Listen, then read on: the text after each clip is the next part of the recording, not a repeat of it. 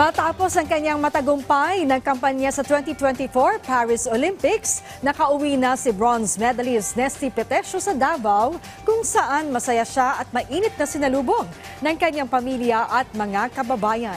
Yan ang ulat ni Janessa Felix ng PTV Davao.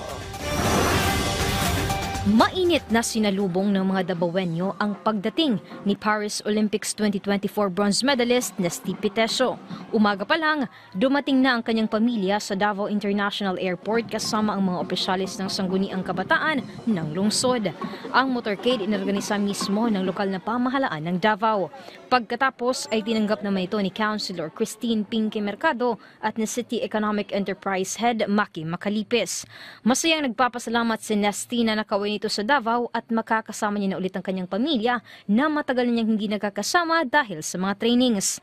Plano ngayon ni Nesty na ipagpatuloy ang kanyang layunin na makakuha ng gintong medalya sa Olympics 2028 na gaganapin sa Los Angeles sa Estados Unidos. Hindi anyahad lang sa kanya ang kanyang edad na 36 years old sa susunod na Olympics. Pasok pa naman po tayo doon. So may dalawang Olympics pa ako kung gustuhin ko maglaro. And for sure, gusto ko pang maglaro sa LA. So andun pa yung fire.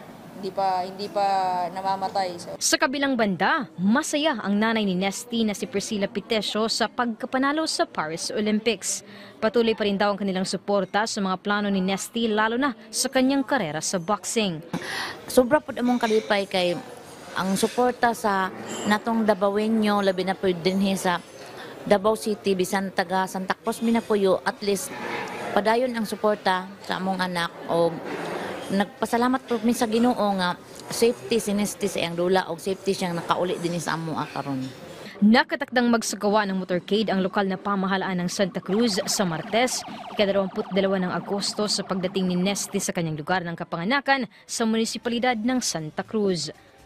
Janessa Felix para sa Pambansang TV sa Bagong Pilipinas.